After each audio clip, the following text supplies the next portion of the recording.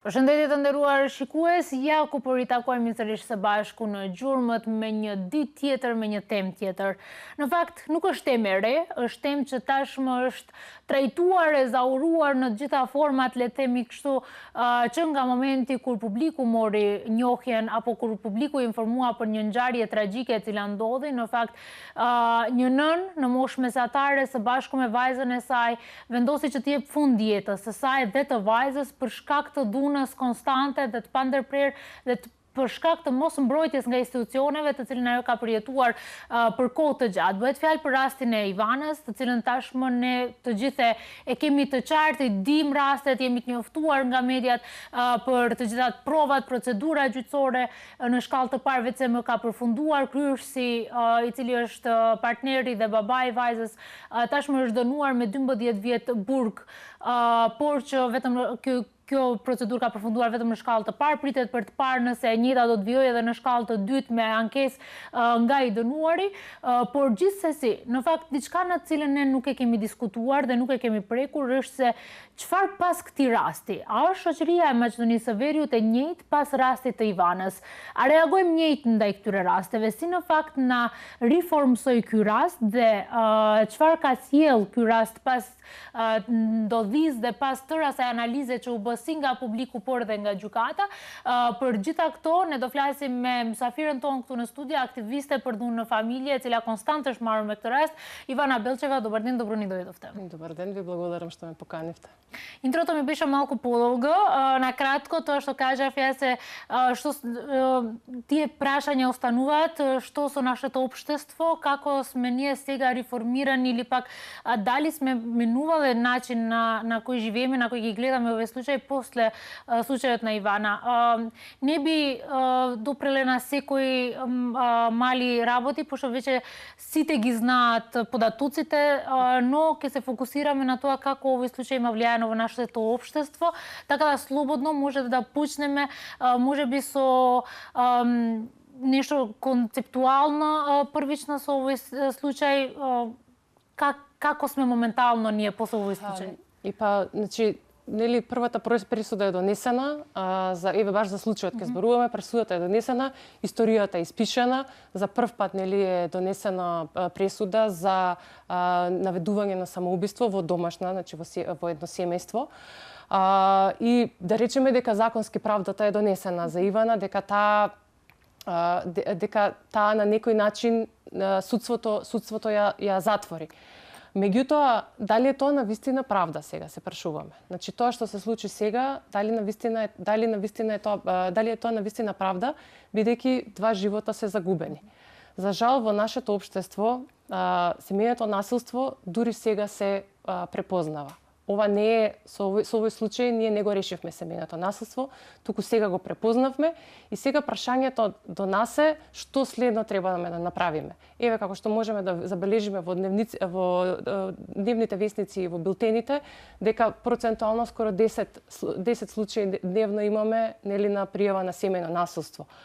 Што ќе правиме сега после тоа? Нели сега се спроведуваат насилниците, тие одат во притвор, меѓутоа после тоа ние ги пуштаме, нели ќе ги пуштат од полиција и што се случува после тоа. Едно скалило се качивме, меѓутоа уште е долг патот кој што треба да го изводиме. Навистина 12 години затворска казна, но многумина би рекле што се 12 години за две животи, една девојка која што ниту успеала да го познае животот, а плюс и мајката која што беше на средни години. Да. Знаете како, во целиот овој случај, целиот случај беше значи правда за Ивана. Значи, во сите три ставки кои што беа во судењето беа правда за Ивана. Меѓутоа, тука не се спомна, иако во доказите беше споменато и детето воопшто не се спомна. Значи, правдата за детето не е донесена. Самото тоа дете преживеало терор, преживеало насилство, преживеало навреди и за него правдата никако не е донесена.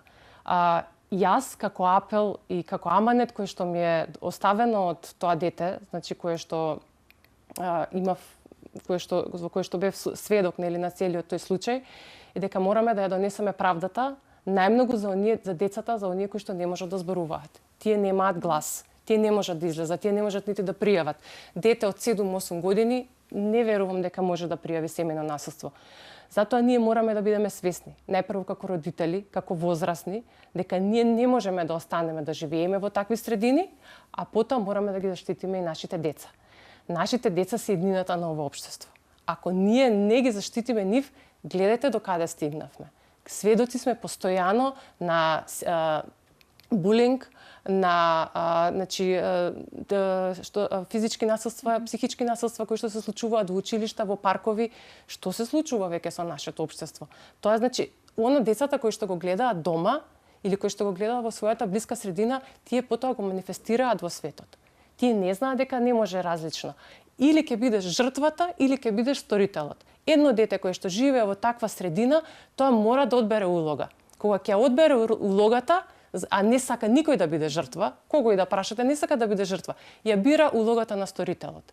Тогаш тоа се манифестира во нивното блиско друштво. И потоа стигаме до овој случај до каде што стигнавме сега.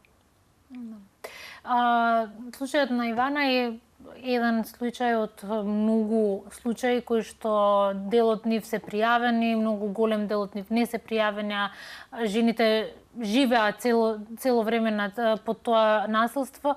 Што не научи овој случај? Она одлучи да го земе сопствениот живот. Најпрво, ова ни покажа колку е силно психичкото и физичкото семејно насилство.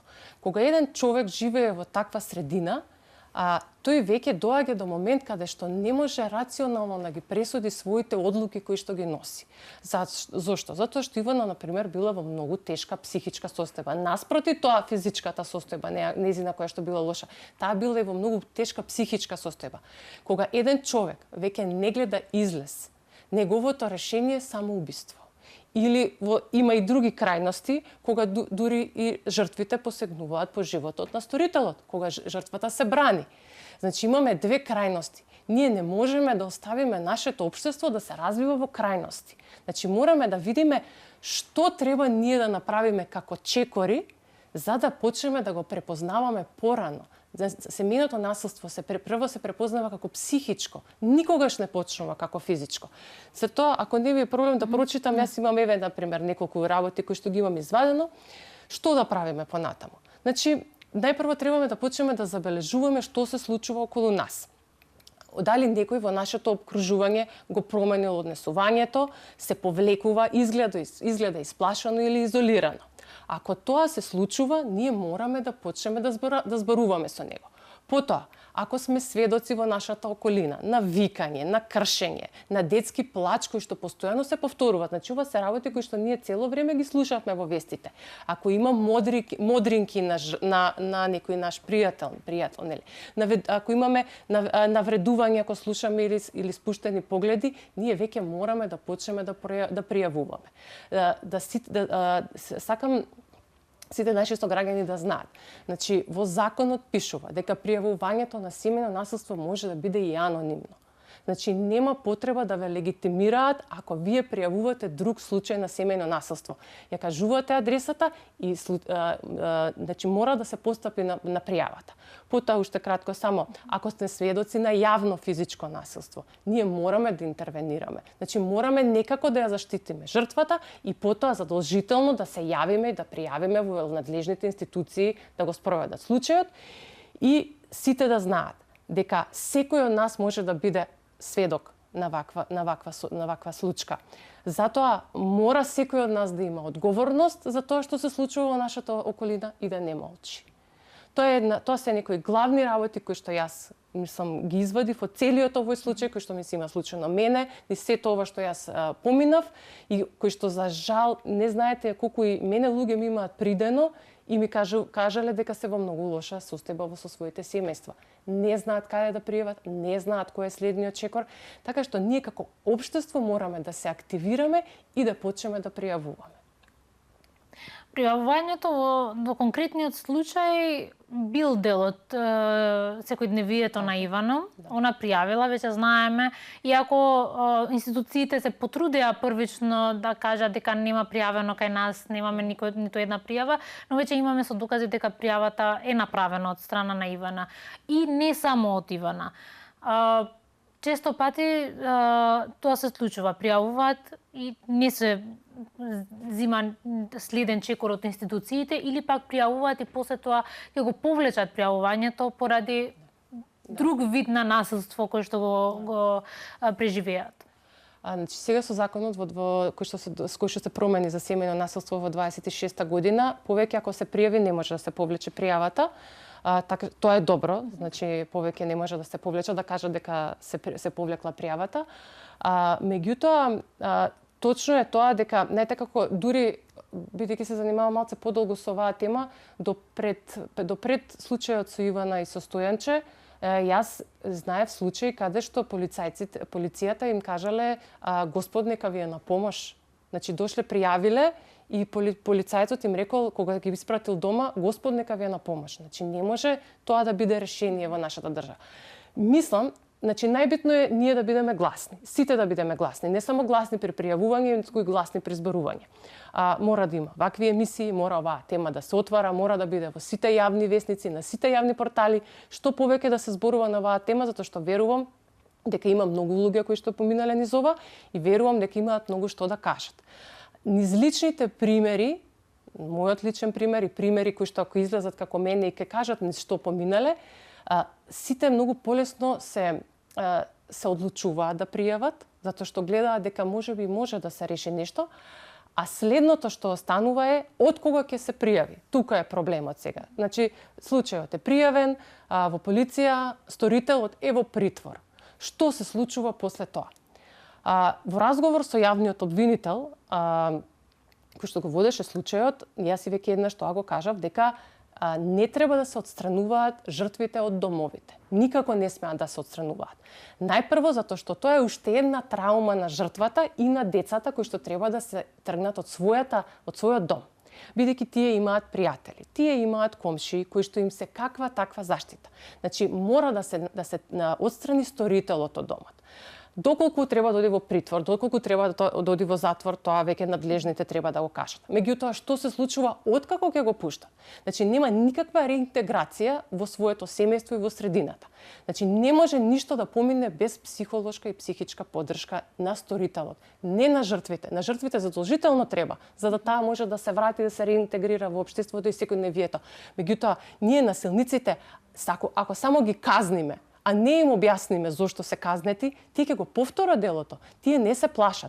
Стравот не е толку силен да нив ги ограничи да не го повторуваат делото. Туку тие мора да станат свесни зошто го направиле ова дело и зошто не треба да го повторуваат.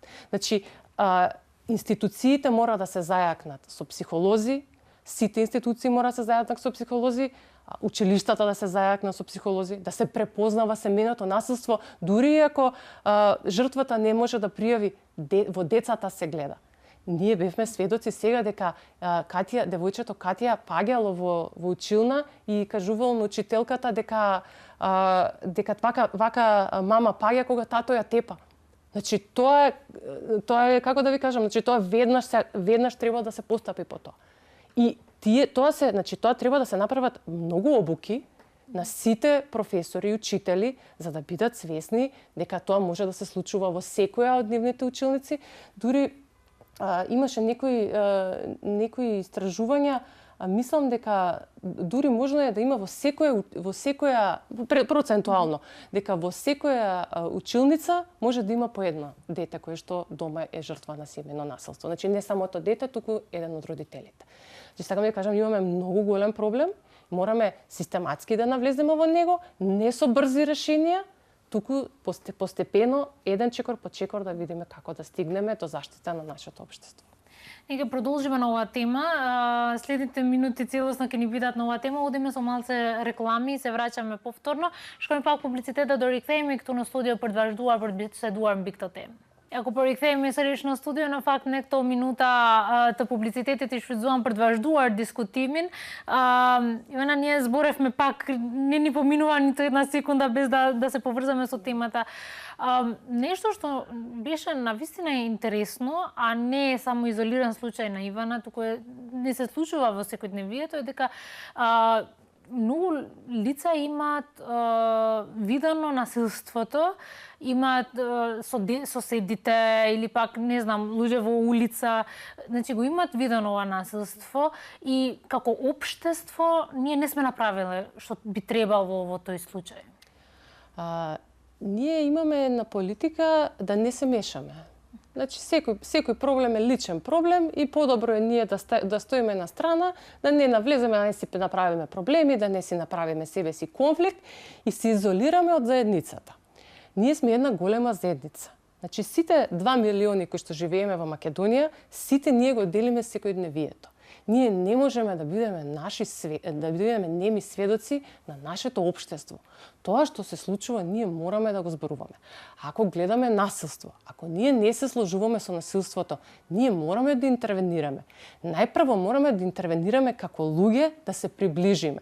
Значи, не мораме, нели, ако сега има оружје, па ние да влеземе, да штитиме, не. Меѓутоа, кога зборуваме, бидејќи зборуваме на тема на семејно насилство, секој може да влезе да интервенира и да разговара. Главната работа е што ние многу малку разговараме помеѓу себе. Многу малку разговараме во домовите. Многу малку разговараме, значи, партнерите помеѓу себе, а исто така и со децата. Децата имаат многу што да ни кажат. Само ако ги слушнеме. Значи, ние мораме да им дадеме на нив платформа за да зборуваат. Тие ќе зборуваат ако вие зборувате со нив и ако гледаат дека вие зборувате со вашиот партнер дома. Значи, децата се однесуваат исто како што се однесувате и вие. Не ви кажуваат ништо повеќе и ништо помалку од она што вие им кажувате на нив. Имаше една политика порано, можеби сега уште некој ја употребува, кај нас дома беше како што ќе се вратеа нашите од работа, децата во соба. Значи, за нас беше правило да одиме во соба. Посебно кога имало било каква, нели, кавга или зборување, децата биле исклучени од целото тоа, децата во соба оделе. Децата све слушаат. Ние немаме врати кои што се звучни од собата, вратата ми и Верица, значи што и да се случува во соседната соба, јас тоа сум го слушала. Вашите деца слушаат све. Вашите деца знаат све. Вие сте тие, ние сме тие возрастните, кои што мораме да научиме да зборуваме со децата. Не можеме ние да очекуваме децата да научат да зборуваат со нас. Ние мораме да се симнуваме чекори, значи да видиме како да зборуваме со тоа дете, колку е тоа дете свесно, што можеме ние да му кажеме, како да го водиме на животот и како да го научиме детето да ги чита луѓето околу себе и да може да зборува и да се снајде во секоја ситуација. Ние децата само ги изолираме. Го изолираме од тежок настан, од стресен настан, од нашата непријатност или од нашиот конфликт дома. Ние само ќе го изолираме, а детето гледа дека нешто дома не функционира. Посебно на деца кои што се сведоци, кои што се и самите жртви на физичко насилство. Кај тоа дете се раѓа страв. Ако вие детето го тепате, нема да го научите лекција, туку ќе го научите што е страв.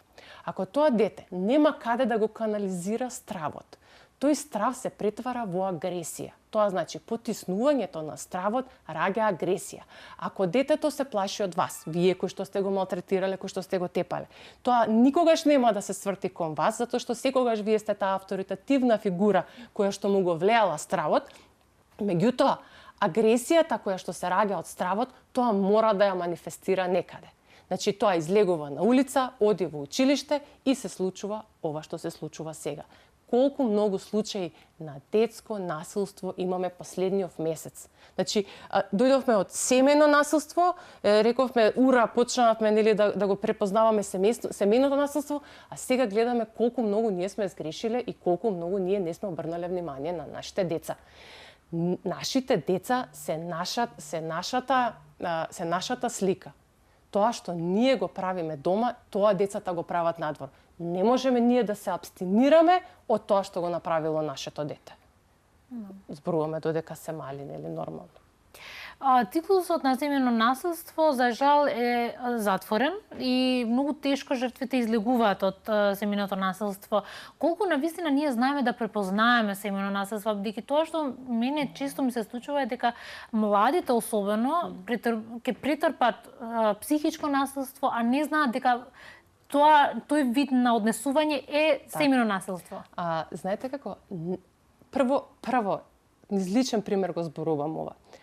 Прво, како жена која што сте, да речеме, работите, значи способна сте, немате никаков проблем во ваш живот, нели, кој што го водите, да кажете за себе дека сте жртва е најтешкиот момент.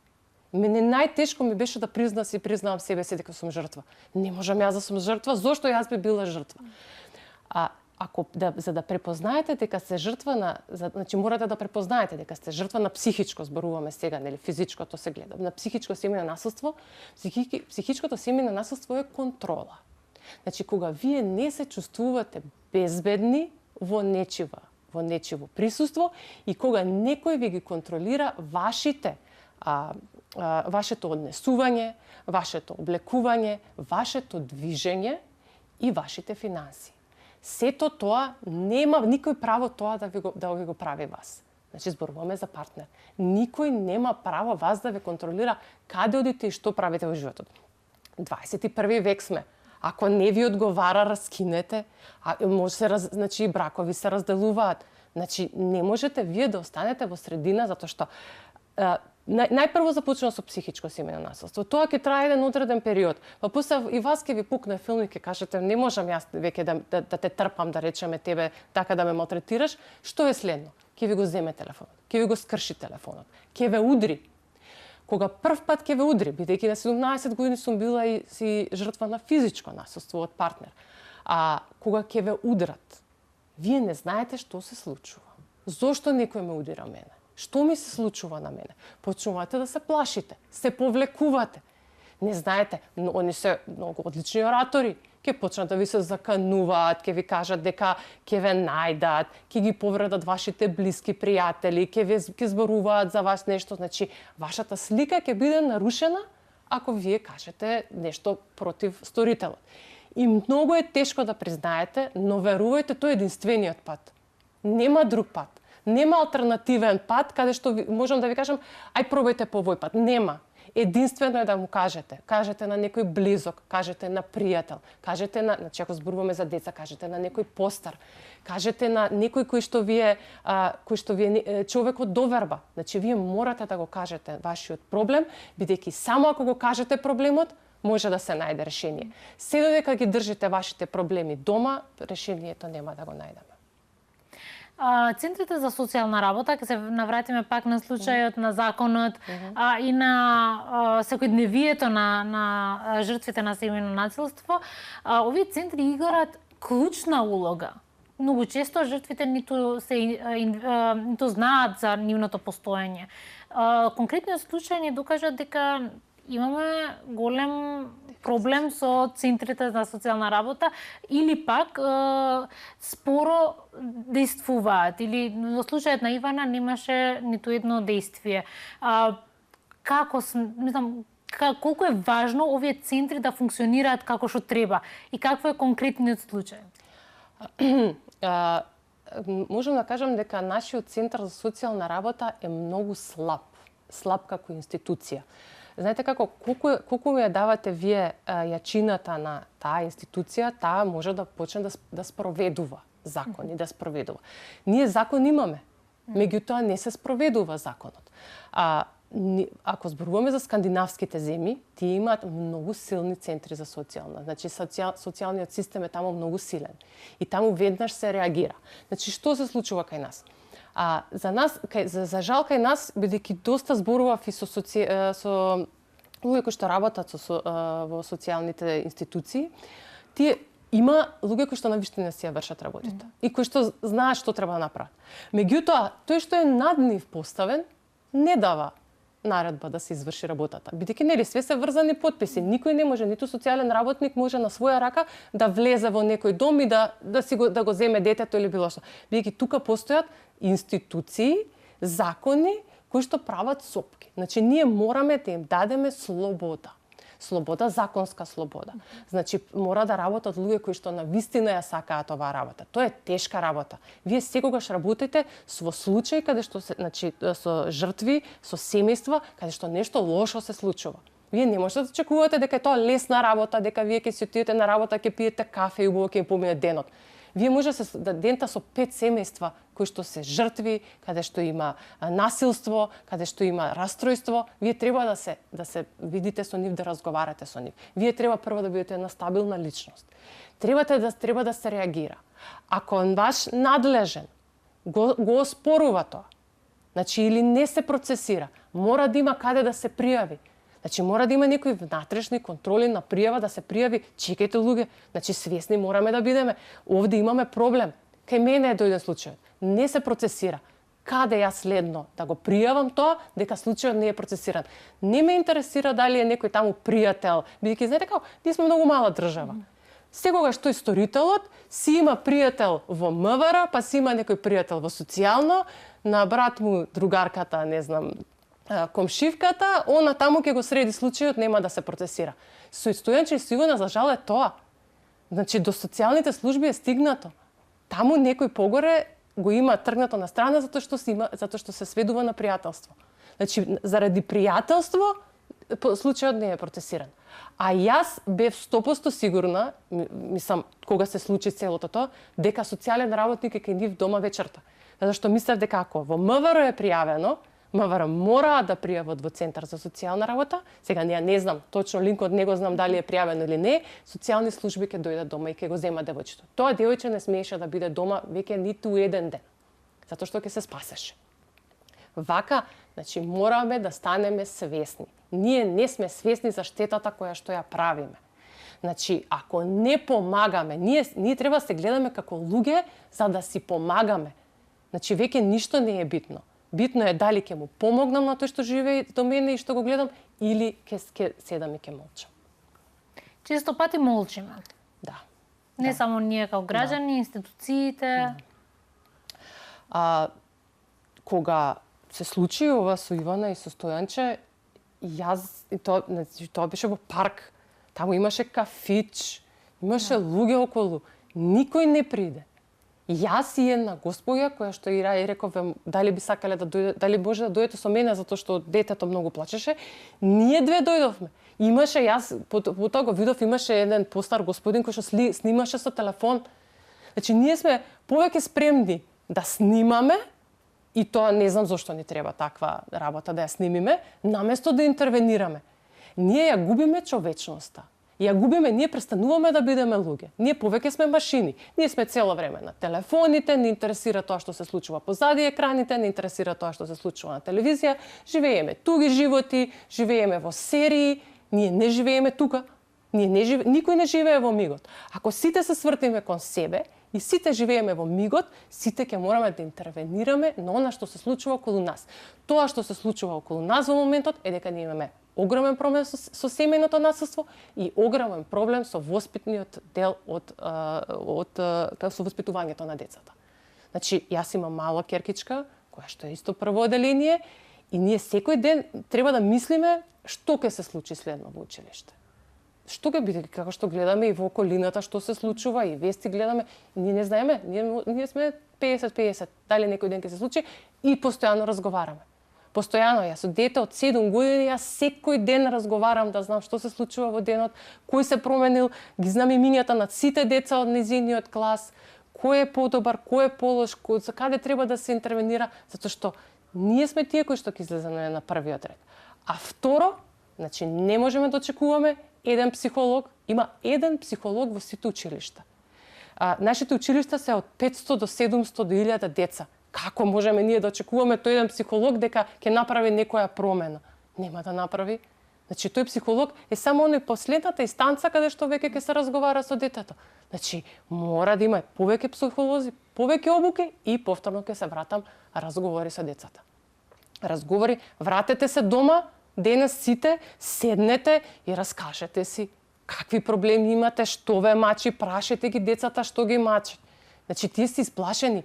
Тие деца што се тепаат на улица, тоа се исплашени деца.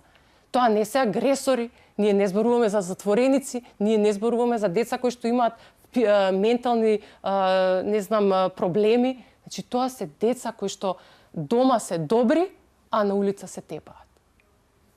Или пак најчесто имаме деца кои што веќе се жртва на семејно насилство и да. Ако децата го гледаат насилството дома, тоа е ако вие имате двајца родители, од кои што бирате, едниот е жртва на семејно насилство, другиот е сторител. Како дете кое што нормално дека не сака да биде жртва, зошто би бил жртва, јас ќе бидам сторителот. Јас го гледам и јас учам од сторител. Тој е на несвесно ниво. Немојте мислите дека децата се свесни, па они прават сега некоја математика и сега викаат јас ќе бидам сега сторител и ќе бидам некој кој што малтретира некого. Не, тоа е одбрана. Тоа е одбранен механизам да не бидам жртва. Нема да бидам жртва ако јас малтретирам. И тука завршува све. Не се гледа трета опција. Јас како дете кое што сум била во семејство каде што имало постојано психичко семејно насилство, а често и физичко семејно насилство, јас не знаев дека постои друг начин на функционирање. Прво, на нас, таквите деца, ни е забрането да зборуваме. Значи, секогаш татко ми не ви збореше. Тоа што се случува дома, останува дома. И тоа беше закон. Ние не смеевме да кажеме што се случува надвор. Ние не смеевме да се пожалиме. Кога јас почнав да зборувам, јас сватив дека не се случува ова во секој дом. Верувајте ми, имам многу добри родители. Ја не сакам сега да кажеме дека нашето општество целото е лошо. Имам многу добри родители, имам многу посветени родители, имам многу родители кои што сакале деца и се грижат за нивните деца. Ама да не дозволат оние родители кои што не сакаат да се грижат за своите деца, да ги малтретираат оние за кои што се грижат. Тоа дете кое што е добро воспитано никогаш нема да тргне по друго дете да го малтретира. Ке продолжиме и со третиот дел, завршени зборови на трет дел, но одиме со малце рекламичка, ме пак публиците да дорикнеме со Рично студио. Ако порикнеме со Рично студио, овој дел ќе ни бидат завршни зборови.